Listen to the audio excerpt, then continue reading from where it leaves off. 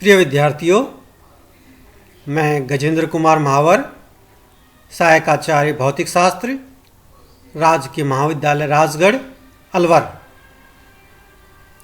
आज का हमारा विषय है एक मंदक में न्यूट्रॉनों का मंदन, यानी slowing down of neutrons in A moderator. यानी परमाणु भट्टी में जो न्यूट्रॉन होते हैं उनकी गति को हम कैसे धीमा करें, उसका अध्ययन हम इस टॉपिक के अंदर करेंगे। नाभिकीय भट्टी में यूरेनियम के विखंडन से प्राप्त द्रुतगामी जो न्यूट्रॉन है, जिनकी गति बहुत तेज होती है, किसी पदार्थ जिनके परमाणु स्थिर माने जा सकें के परमाणु से प्रत्याश टक्कर करता है। यानी जो न्यूट्रॉन है वो किसी और जो परमाणु है उसके नाभिक से टक्कर करेगा, तो उससे क्या होगा, कौन सी टक्कर करेगा, प्रत्याश टक्कर होनी चाहिए।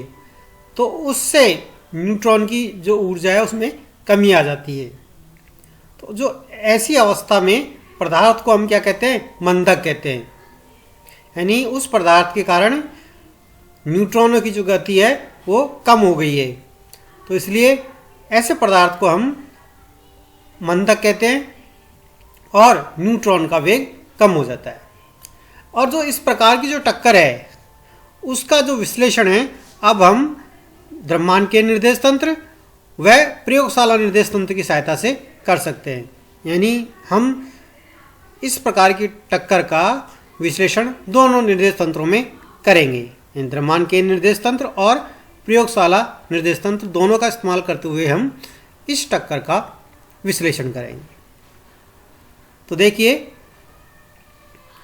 जो प्रत्याश टक्कर है वो प्रयोगशाला निर्देश तंत्र में किस प्रकार दिखाई देती है। यानी ये M1 पार्टिकल है जिसका वेग U1 है और ये M2 पार्टिकल है जिसका वेग U2 है। यानी टक्कर से पूर्व इस प्रकार की ये स्थिर है और ये न्यूट्रॉन है, गतिशील न्यूट्रॉन है। टक्कर के बाद ये जो है वो प्रारंभिक डायरेक्शन से एक θ1 डायरेक्शन में चला जाएगा, दूसरा θ2 डायरेक्शन में चला जाएगा M2 पार्टिकल, और इनके वेग V1 और V2 होंगे। और इसी टक्कर को जब सेंटर ऑफ मास फ्रेम में हम देखेंगे तो देखो कैसे दिखाई देगी। M1 पार्टिकल इधर जाता हुआ प्रतीत होगा, इसका वेग U1 डैश, ये centre of mass. M2 particle इधर जाएगा और इसका जो वेलोसिटी है U2 डैश। टक्कर के बाद जो इनकी डायरेक्शन होगी वो एक दूसरे के विपरीत हो जाएगी और इनके वेग V1 डैश और V2 डैश होंगे। इस प्रकार की ये जो घटना है प्रयोगशाला निर्देश तंत्र में देखेंगे तो इस प्रकार दिखाई देगी, और सेंटर ऑफ मास फ्रेम में दिखाई देंगे तो ये इस प्रकार की दिखाई देगी। ठीक है, तो इलास्टिक कॉलिजन का अध्ययन कर रहे हैं हम, उसकी सहायता से हम न्यूट्रॉनों के मंदन की व्याख्या करेंगे। तो देखिए, मान लीजिए M1 द्रव्यमान का एक न्यूट्रॉन U1 वेग से गति करता हुआ M2 द्रव्यमान के एक स्थिर नाभिक जिसके लिए U2 = 0 है से टक्कर करता है। तो टक्कर से पूर्व न्यूट्रॉन व मंदक नाभिक के निकाय का द्रव्यमान केंद्र का वेग क्या होगा। हम जानते हैं कि जो VCM है, द्रव्यमान केंद्र का वेग होता है वो M1 U1 + M2 U2 upon M1 + M2 होता है। ठीक है, लेकिन यहाँ पर U2 = 0 है, तो अब सेंटर ऑफ मास का वेग कितना हो जाएगा, VCM = M1 U1 upon M1 + M2। या इस समीकरण को लिख सकते हैं U1 upon 1 + M2 upon M1, और यहाँ M2 अपॉन M1 को मैं कैपिटल A से रिप्रेजेंट कर रहा हूँ। तो यानी VCM क्या हो जाएगा, U1 सदिश अपॉन 1 + A, जहाँ पर A की वैल्यू कितनी है, M2 अपॉन M1। ठीक है,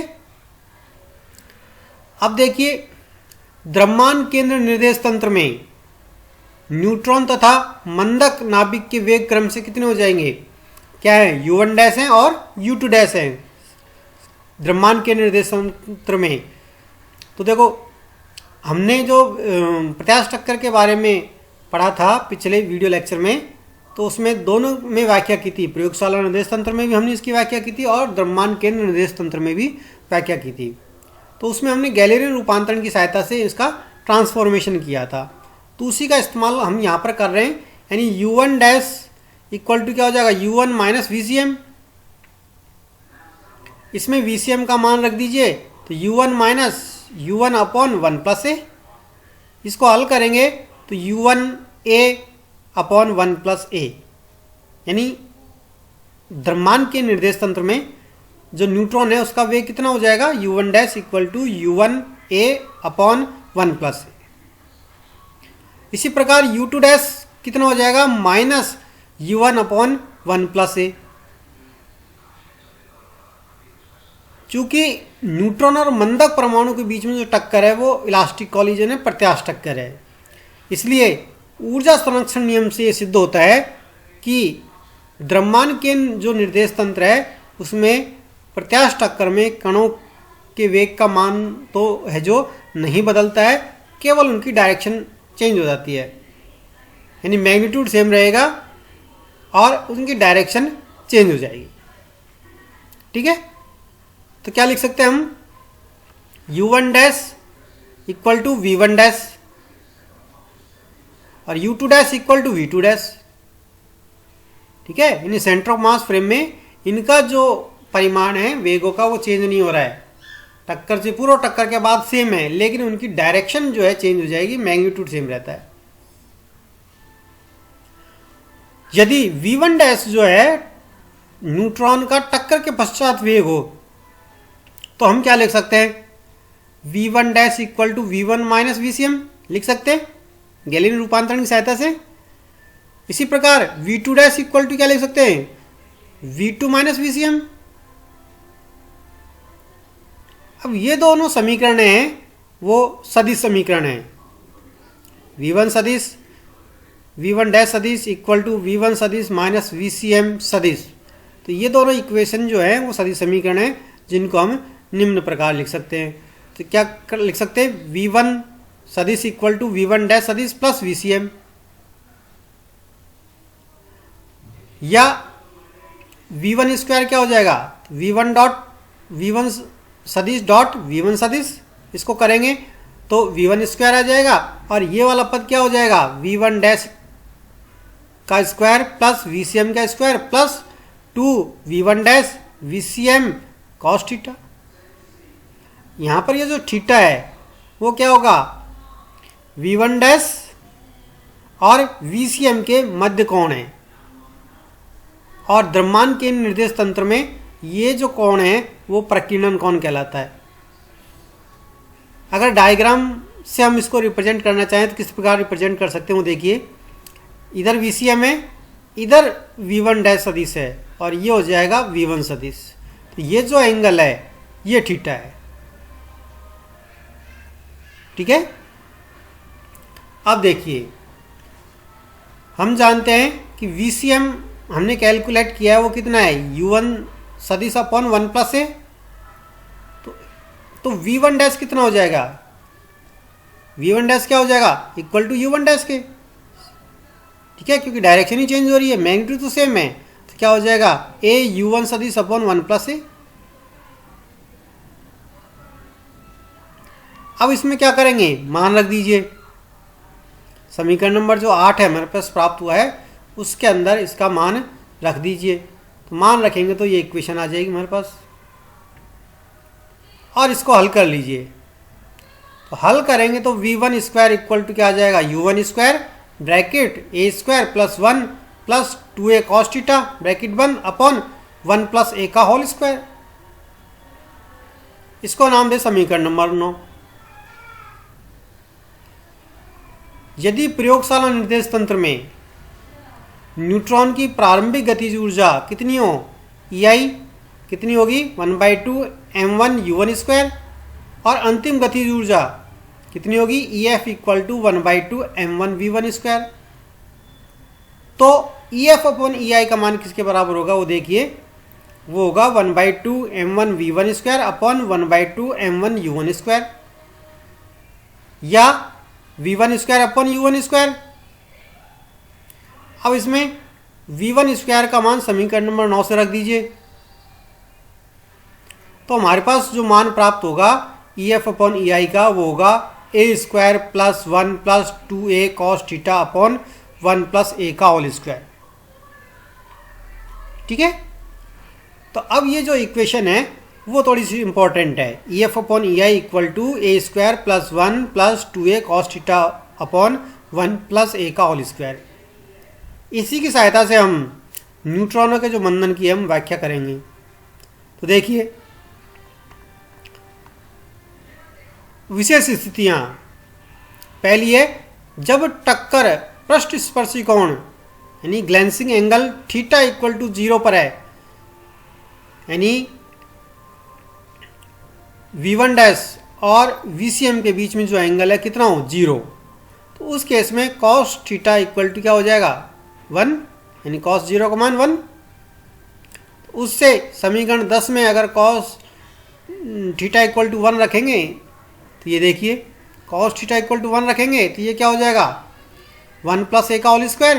तो 1 प्लस ए का होल स्क्वायर से 1 प्लस ए का होल स्क्वायर कैंसिल हो जाएगा, यानी EF अपन EI का जो मान है वो हमें 1 के बराबर प्राप्त होगा या EF इक्वल टू EI।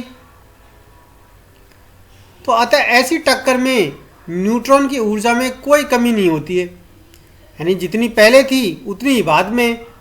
यानी इस प्रकार की अगर टक्कर हो रही है तो इलेक्ट्रॉन की ऊर्जा में कोई कमी नहीं होगी और टक्कर से न्यूट्रॉन का मंदन नहीं होगा।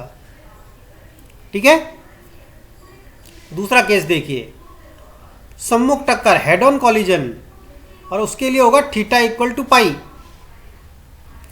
और कॉस थीटा इक्वल टू -1 हो जाएगा, यानी कॉस पाई का मान कितना होता है -1। अर्थात टक्कर में जो है न्यूट्रॉन की दिशा प्रारंभिक दिशा के विपरीत हो जाए, हेड ऑन कॉलिजन होगी, या इस प्रकार के टक्कर में क्या होगा, टक्कर के बाद न्यूट्रॉन की जो दिशा है प्रारंभिक दिशा की क्या हो जाएगी, विपरीत हो जाएगी। तो उस केस में समीकरण 10 से देखिए क्या हो जाएगा, EF upon EI equal to a square plus 1 minus क्या हो जाएगा 2a अपॉन 1 प्लस a का होल स्क्वायर, या a माइनस 1 का whole square upon a plus 1 का होल स्क्वायर। ये समीकरण नंबर 12 हो गया। यानी अगर हेड ऑन कॉलिजन हो रही है तो EF अपॉन EI के जो मान है वो हमें ये प्राप्त होगा। ठीक है, अब हम प्रारंभिक ऊर्जा के सापेक्ष ऊर्जा की हानि जो ज्ञात करना चाह रहे हैं, तो ऊर्जा की हानि अपॉन प्रारंभिक ऊर्जा, तो ऊर्जा हानि प्रारंभिक ऊर्जा माइनस अंतिम ऊर्जा अपॉन प्रारंभिक ऊर्जा। ठीक है, तो EI माइनस EF ये तो होगी ऊर्जा हानि, और EI होगी मैंने प्रारंभिक ऊर्जा, यानी प्रारंभिक ऊर्जा के सापेक्ष कितनी ऊर्जा हानि हो रही है वो हम यहाँ पर ज्ञात करना चाह रहे हैं। तो या इसको लिख सकता हूँ 1 minus EF upon EI equal to EF upon EI का मान रख दीजिए, और इसको हल करेंगे तो हमारे पास ये इक्वेशन प्राप्त होगी, कौन सी 4a अपॉन 1 प्लस a का होल स्क्वायर। ठीक है, इसको हल कर लीजिए, सिंपल है, और हमारे पास जो है EI minus EF upon EI equal to 4a upon 1 plus a का होल स्क्वायर या a प्लस 1 का होल स्क्वायर, ये इक्वेशन में प्राप्त हो रही है। तो इस समीकरण जो नंबर 13 है उससे अब क्या निष्कर्ष निकल रहे हैं वो देखिए कि जब a इक्वल टू क्या हो 1 हो तो उस केस में इसका मान कितना हो जाएगा, यहाँ पर 1 रखेंगे और यहाँ पर 1 रखेंगे तो 4 अपॉन 1 प्लस 1 यानी 2 का होल स्क्वायर इन 4, यानी इसका मान कितना हो जाएगा 1। तो इस कंडीशन में जब a का मान 1 हो तब न्यूट्रॉन की ऊर्जा में कमी अधिकतम होगी, क्योंकि इस केस में क्या हो जाता है EI minus EF upon EI equal to 1। अतः न्यूट्रॉन की संपूर्ण जो गतिज ऊर्जा वो क्षयित होगी। तो a इक्वल टू 1 रखने पर न्यूट्रॉन की अधिकांश गतिज ऊर्जा का क्षय हो जाएगा और न्यूट्रॉन का काफ़ी मंदन हो जाएगा। ठीक है, यानी M2 अपॉन M1, ये क्या है M2 अपॉन M1, यानी दोनों के द्रव्यमान समान होनी चाहिए। ठीक है, दोनों का द्रव्यमान समान होना चाहिए।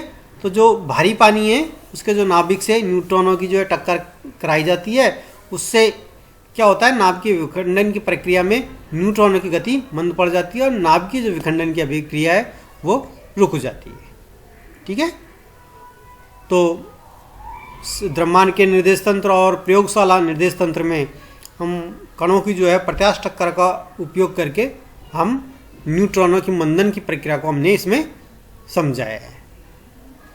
ठीक है, धन्यवाद।